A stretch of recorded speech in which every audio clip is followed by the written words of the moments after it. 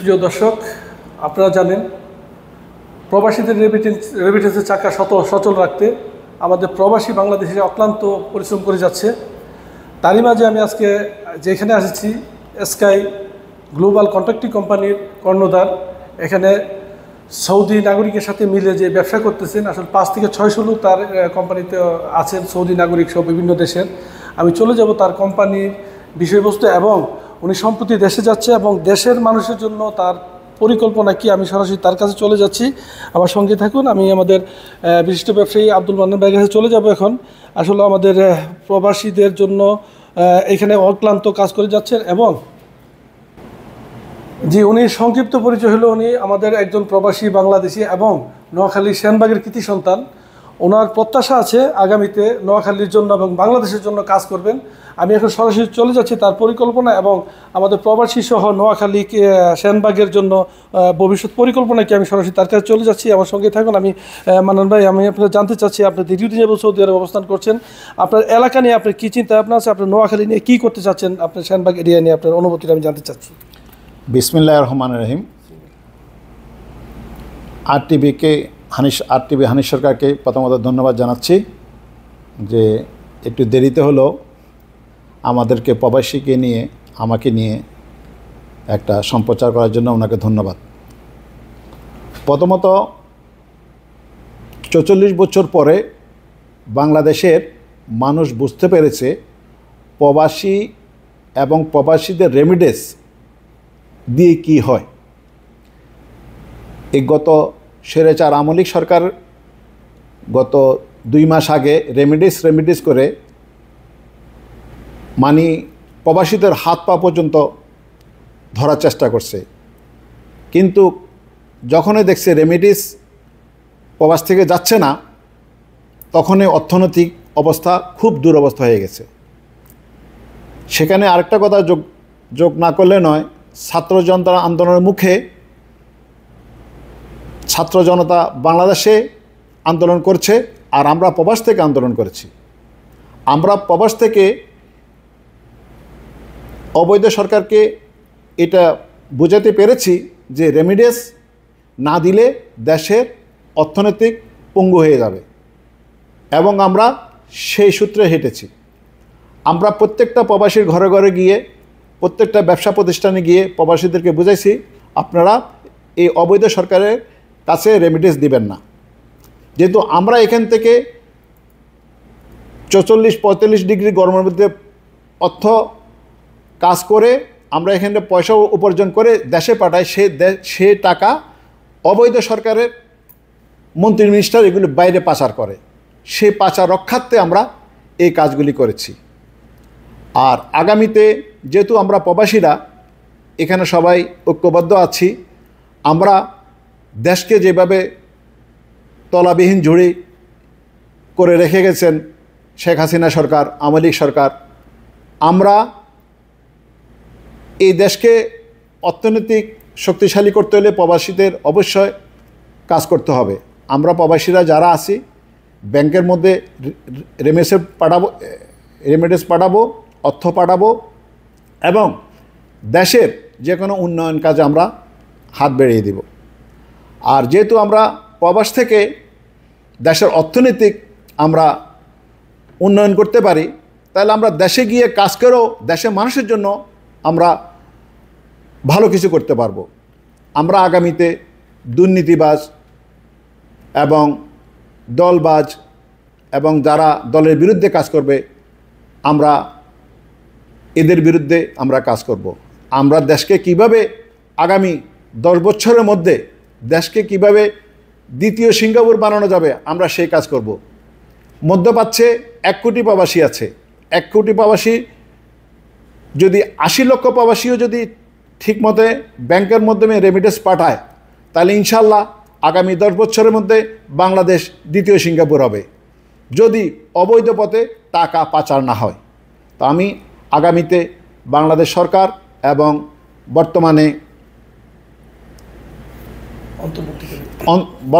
অন্তর্বর্তী সরকার ওনাদের কাছে অনুরোধ করব যে টাকা পাচার হয়ে গেছে এই টাকার জন্য বাংলাদেশে নিয়ে আসে এবং বাংলাদেশকে অর্থনৈতিক আরও উন্নয়ন করার জন্য যেখান থেকে হোক, যেভাবে হোক, একে অপরকে সাহায্য করে আমরা দেশকে এগিয়ে নেব।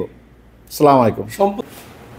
দল যদি আমাকে সুযোগ দেয় কাজ করার জন্য, প্রথমত কাজ হবে বেকারত্ব দূর করা, এদের কর্মসংস্থান করা। এর পরবর্তী আসবে স্কুল, কলেজ, ইউনিভার্সিটি, মসজিদ, মাদ্রাসা এগুলি সংস্কার করে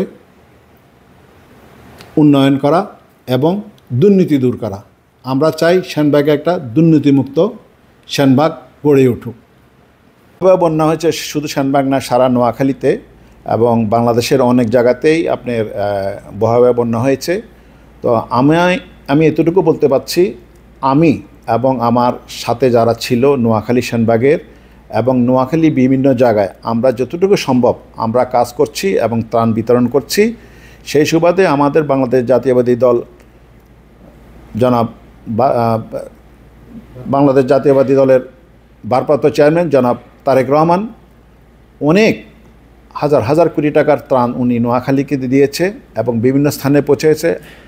আমরা এতটুকু বুঝতে পেরেছি এবং বুঝেছি যে নোয়াখালী কোনো মানুষ না খেয়ে না বস্ত্রয় কেউ কোনো সমস্যা পড়ে নেই। উনি ঘরে ঘরে ত্রাণ, খাওয়া, বস্ত্র পৌঁছে দিয়েছে। সেই জন্য ভারপ্রাপ্ত চেয়ারম্যানকে আমরা বাংলাদেশ জাতীয়বাদী দলের পক্ষ থেকে ধন্যবাদ জানাচ্ছি। আসসালামু আলাইকুম। নোয়াখালীবাসীর জন্য আপনার বাংলাদেশে ছাত্র জনতা আন্দোলন করেছে, সেই সাথে আমরা প্রবাসীও আন্দোলন করেছি। এই স্বৈরাচার সরকারের প্রতিহিংসায় আমি নিজেও সৌদি আরব জেল খেটেছি এবং আমাদের নেতা সিনিয়র অনেকজন আছে এখানে, ওনারাও জেল খেটেছে। এই আওয়ামী লীগ সরকারের প্রতিহিংসা আগুনে আমাদের এখানে হাজার হাজার কর্মী বিনা কারণে বর্তমানেও জেলে আছে এবং অনেক মানুষ বাংলাদেশের সফর হয়ে গেছে। আমি আশা করি আগামীতে যারা এই স্বৈরাচার সরকারের রসায়নে পড়ে দেশে চলে গেছে, আমি বাংলাদেশ জাতীয়বাদী দলের সকল নেতৃবৃন্দের কাছে অনুরোধ করব, বাংলাদেশে আমাদের কর্মীরা যে যেখানে আছে ওনাদেরকে যেন সহযোগিতা করে। আসসালামু আলাইকুম। আমি যতটুকু জানি হাইকমান্ডের নির্দেশে আপনি দেশের জন্য কাজ করছেন এবং নোয়াখালীবাসীর জন্য কাজ করছেন। আপনি যদি সামনে প্রতিনিধিত্ব পান জনগণের খেদমত করার জন্য, আপনি কি পরিকল্পনা আছে একটু জানাবেন কি? আপনি তো একটা বিশাল বড় একটা প্রশ্ন করছেন। যেহেতু দলের জন্য গত 20 বছর বাংলাদেশ জাতীয়বাদী দলের জন্য কাজ করছি দেশে এবং বিদেশে, আমরা বাংলাদেশ জাতীয়বাদী দলের একজন কর্মী হিসাবে কাজ করছি। দল যদি আগামীতে মূল্যায়ন করে, দল যদি আমাদেরকে কাজ করার সুযোগ দেয়, আমি বিশেষ করে সেনবাগবাসীর জন্য আমি কাজ করব। সেনবাগবাসীকে এতটুকু জানিয়ে দেব যে আগে যে আপনারা সেনবাগের মধ্যে পলিটিক্স করেছেন সেটা সেনবাগের মধ্যে শুধু বন্ধ ছিল, আর গত 20 বছরে আমাদের রাজনৈতিক চর্চা এমন পর্যায়ে চলে গেছে, এখন যদি সেনবাগে কিছু হয় সেনবাগ থাকে না, এটা সারা বাংলাদেশ সহকার বাংলাদেশে সবাই খবর পায় এবং যুক্তরাজ্য সহ সারা বিশ্বে সবাই এখন প্রত্যেকটি নিউজ জানতে পারে। তো এখন আগামীতে যদি সেনবাগের যদি আমাকে কাজ করার সুযোগ দেয়, আমি সেনবাগবাসীর জন্য কাজ করব, সেনবাগ মাটি মানুষের জন্য কাজ করব, কর্মসংস্থান করব, রাস্তাঘাট করে দেব, বিশ্ববিদ্যালয় করব এবং স্কুল কলেজ এবং মানুষের কর্মসংস্থানের জন্য যাহা কিছু প্রয়োজন অবশ্যই আমি করার চেষ্টা করব। বিশেষ করে বাংলাদেশ জাতীয়বাদী দল গঠনতন্ত্র মেনে কাজ করে এবং সারা বিশ্বের কাছে এটা বাংলাদেশ জাতীয়বাদী দল বিএনপি বিশ্বের যে কোনো প্রান্তে যে কোনো দেশে একটা অপরিচিত লোককে জিজ্ঞেস করে ওনারা বলতে পারবে বাংলাদেশ জাতীয়বাদী দল গঠনতন্ত্র অনুযায়ী এবং বাংলাদেশের উন্নয়নের জন্য কাজ করে। তো সেই সুবাদে আগে যারাই আমাদের বিএনপির মধ্যে কাজ করেছে, কিছুক্ষণ বিএনপিতে ছিল, কিছুক্ষণ আওয়ামী লীগে ছিল, এদেরকে আমরা অবশ্যই আমাদের দল থেকে আমরা বিদায় দেব আমরা আগামীতে দলকে শক্তিশালী করার জন্য সেনবাগবাসীর আমি সহযোগিতা চাই এবং আগামীতে আমি সেনবাগবাসীর জন্য কাজ করতে ঐক্যবদ্ধকর। দলবাজি, কমিটিবাজি, টেন্ডার বাণিজ্য এবং শক্তি দেখানো এগুলির থেকে বেরিয়ে আসতে হবে। বাংলাদেশ জাতীয়বাদী দল, আপনার যেতটুকু অধিকার আমারও এতটুকু অধিকার। দল সবার সাথে সুসম্পর্ক বিজিয়ে নেতা কর্মী সবাই একত্রিত হয়ে চলবে।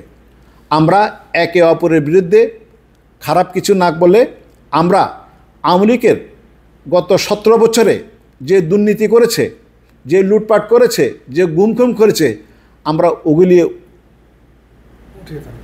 উঠাইয়ে ধরব এবং একে অপরকে সহযোগিতা করব। আমরা বিএনপি একে অপরের ভাই। বিশেষ করে আমরা আশা করি এই সেনবাগের মানুষ ওনাদের গত 20 বছর অভিজ্ঞতা কাজে লাগিয়ে আগামীতে ওনারা কাকে প্রতিনিধি বানাবেন ওনাদের অবশ্যই ভেবে দেখা উচিত। আমি সেনবাগবাসীর কাছে দোয়া চাই, আগামীতে যেন সেনবাগের জন্য কাজ করতে পারি, সেই দোয়া সবাই করবেন। আসসালামু আলাইকুম। সেনবাগবাসীর প্রতি আমার একটা অনুরোধ, যারা গততে দলবাজি করেছে, দলের কমিটি বাণিজ্য করেছে এবং লুটপাট করেছে এবং স্থানীয় যাদের চারিত্র ভালো না এবং গততে যারা আওয়ামী লীগের সাথে আতাত করছে এবং আন্ডার টেবিলে আওয়ামী লীগ থেকে অর্থ নিয়েছে, এদের সবারই লিস্ট আছে আমাদের কাছে।